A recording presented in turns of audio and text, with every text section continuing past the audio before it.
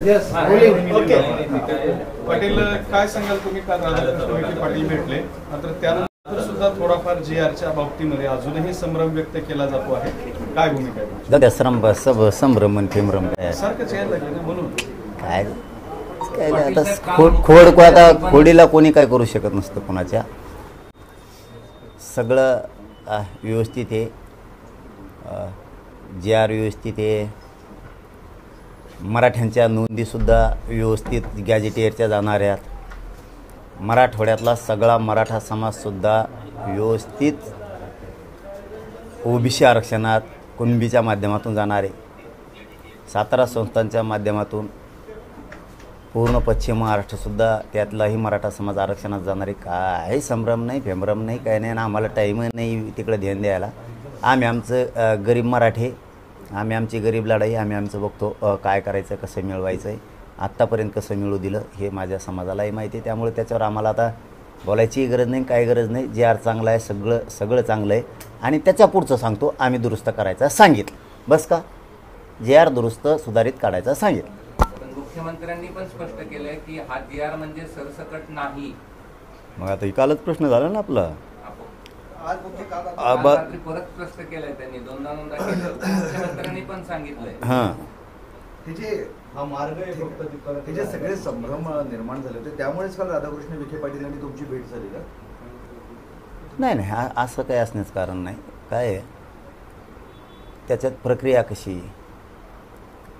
त्रिसदस्यीचं समितीचा time bond काय आहे, तुम्ही अंमलबजावणी कधी सुरू करायला आता देण्याची प्रक्रिया हैदराबादच्या गॅजेटियरच्या नोंदीच्यानुसार कशा स्वरूपाचा आता द्यायला सुरुवात करणार, ते कधी करणार आहेत याविषयी आता तुमच्या समक्ष ती चर्चा झालेली. त्याच्यामुळे नसती झाली तर सांगावं लागलं असतं. मला माहिती आहे आणि माझ्या गरिबांना माहिती आहे आम्ही कसं घेतो आहे, कसं करतो आहे, कसं झुंजतो आहे, किती आत्मा आम्ही गोरगरिबांच्या लेकरासाठी तळपितो आमचासुद्धा.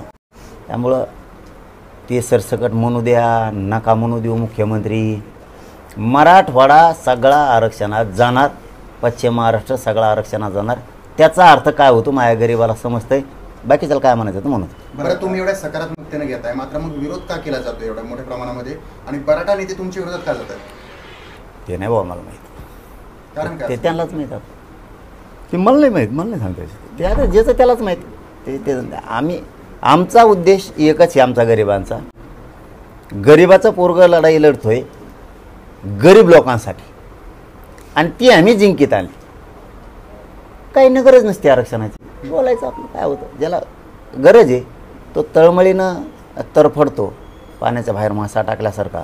त्याला त्या वेदना असतात गरिबाच्या, पोराबाळांच्या, शिक्षणाच्या, नोकरीच्या, आईबापाच्या कष्टाच्या. त्या वेदना घेऊन आम्ही चालतो. बाकीच्या मी धेणं देत नाही, गिनीत बी नाही. मी माझं 22 वर्षापासून आणि आत्ताच्या 2 वर्षापासून मी या समाजासाठी झटून काम करतो, झोकून देऊन काम करतो, इमानदारीनं करतो, हटत नाही, अर्धवट सोडत नाही. आणि मी हे समाजाला माझ्या सिद्ध करून दिलं आहे. असं तसं नाही आहे, सिद्ध करून दिलं.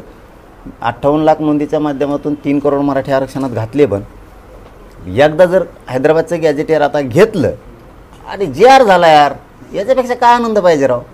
जे आर झाला आणि त्यात काय थोड्या त्रुट्यात लगेच सुधारित मागितलं. ते हाके बारामतीला आजपासून आरक्षण मोर्चा म्हणजे ओबीसी